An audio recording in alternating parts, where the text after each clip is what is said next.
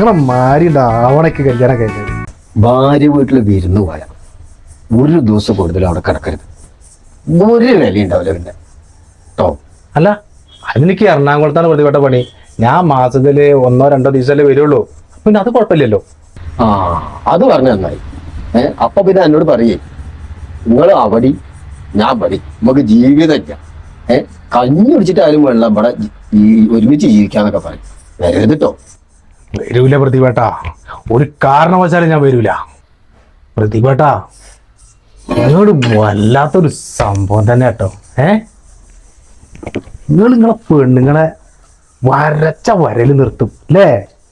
നിങ്ങളാണ് പൂരം പറഞ്ഞ പുരുഷൻ. നിങ്ങളെ മാരിണ്ട് ആവണയ്ക്ക് കല്യാണം കഴിഞ്ഞാല്.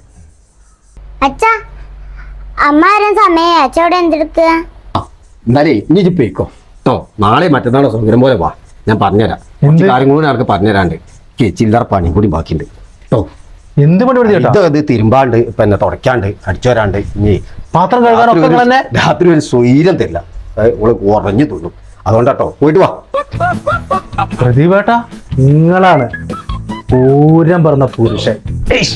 നിങ്ങളെ മാരിണ്ട് ആവണയ്ക്ക് കല്യാണം കഴിഞ്ഞത്.